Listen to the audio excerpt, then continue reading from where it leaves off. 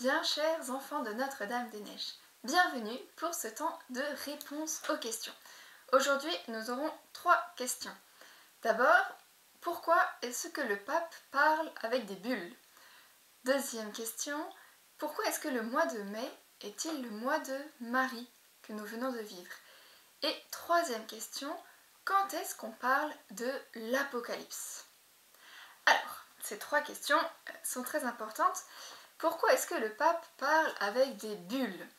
Alors, une bulle papale, c'est un texte solennel rédigé par le pape et qui est scellé avec un sceau en plomb qui s'appelle la bulla.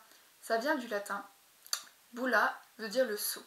Donc, le sceau du pape qui va cacheter soit avec de l'or, soit avec de l'argent ou avec plus simplement de la cire, il va cacheter ces documents qui sont très importants et c'est pour ça que ça s'appelle une bulle, par le sceau qui cachette, la bulla. Et ces textes, qu'est-ce que ça va être? Eh bien, on va parler d'une bulle pour l'indiction, l'annonce d'une année jubilaire. Aussi pour la nomination d'un évêque, pour une canonisation, et puis pour une définition d'un dogme, ainsi que pour la convocation d'un concile. Voilà, ce sont les 5 occasions où on va parler d'une bulle papale, un document scellé avec un sceau. Et souvent, ils ont un nom, et ce nom correspond au premier mot du texte du pape. Voilà pour la première question. Deuxième question, le mois de mai, le mois de Marie. Alors, le mois de mai n'a pas de grandes fêtes mariales comme en août par exemple, où il y a le 15 août. Alors, il y a bien la visitation, mais elle est avant, dans le calendrier avant, elle n'était pas au mois de mai. Alors pourquoi le mois de mai est-il un mois marial? Alors déjà, eh bien, dans l'histoire, on voit qu'au XIIIe siècle, un roi, le roi de Castille, Alphonse X le Sage, avait fait un grand poème où il avait associé la beauté de Marie à la beauté du mois de mai. Parce que en Europe, le mois de mai, c'est le mois des fleurs, le mois du printemps, le mois où tout rejaillit. Et donc, eh bien, c'est la beauté des fleurs qui peut nous parler de la beauté de Marie. Un peu plus tard, au XIVe siècle, un frère dominicain avait pris l'habitude d'honorer et de faire des couronnes de fleurs à toutes les statues de la Sainte Vierge, et il encourageait tout le monde à faire comme lui.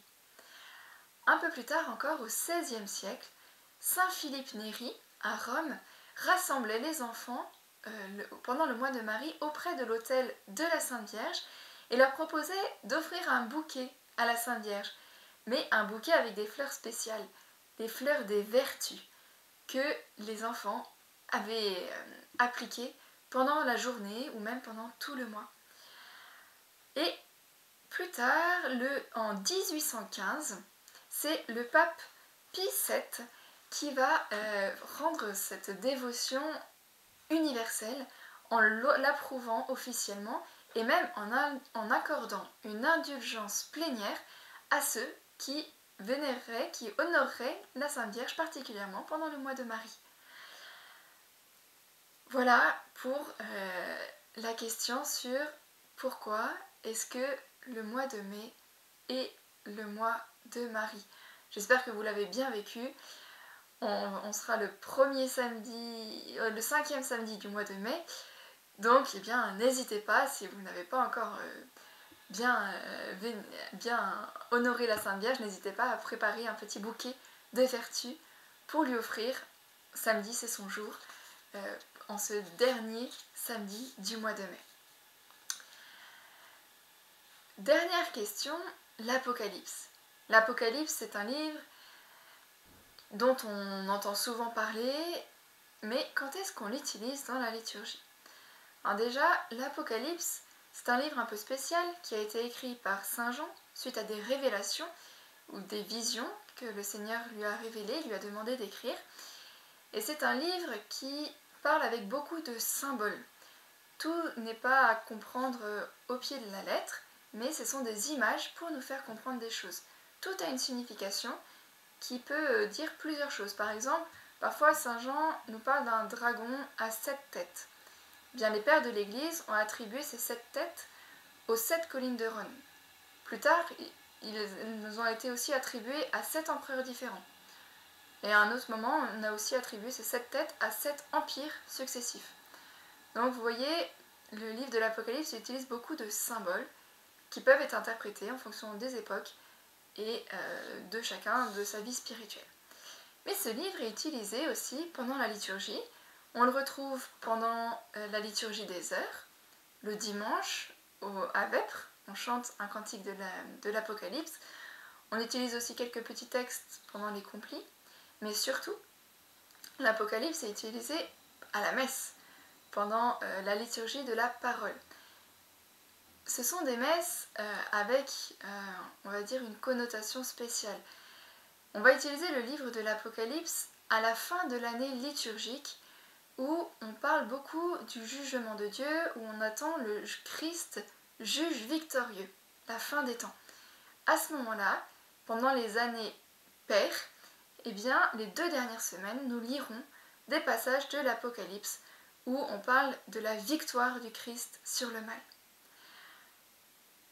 À la fête de la Toussaint, on utilisera aussi le livre de l'Apocalypse, car dans le livre de l'Apocalypse, Saint Jean décrit « Et voici, j'ai vu une foule immense que nul ne pouvait dénombrer, une foule de toutes nations, tribus, peuples et langues. » Ce sont tous les saints du ciel qui se retrouvent pour célébrer Dieu. Et donc, à la fête de la Toussaint, on utilise le livre de l'Apocalypse. La fête des anges aussi.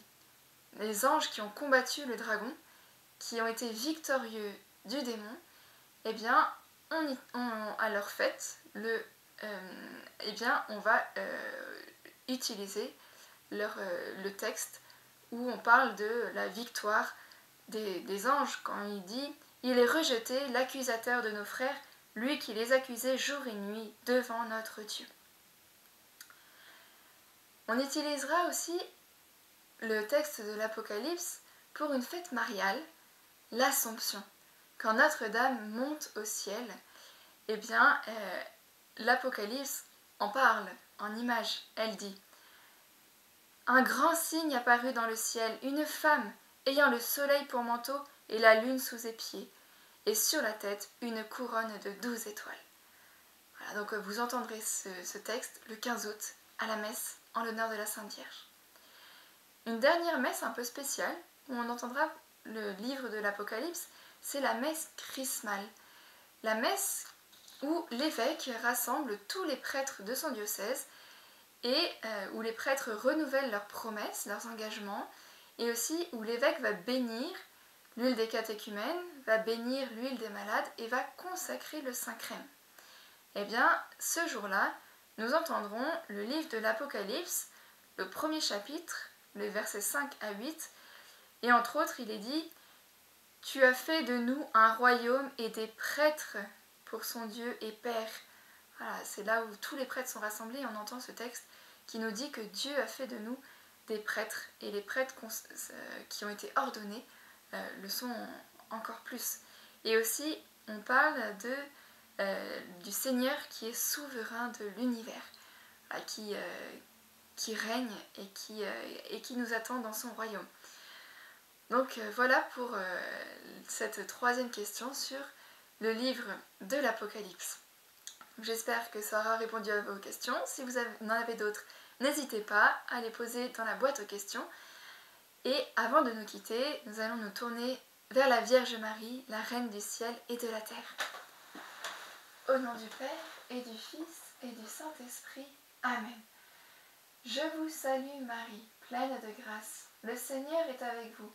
Vous êtes bénie entre toutes les femmes, et Jésus, le fruit de vos entrailles, est béni. Sainte Marie, Mère de Dieu, priez pour nous pauvres pécheurs, maintenant et à l'heure de notre mort. Amen. Notre-Dame des Neiges, priez pour nous. Tous les saints du ciel, priez pour nous. Nos saints anges gardiens, veillez sur nous. Au nom du Père et du Fils et du Saint-Esprit. Amen. Au revoir à tous!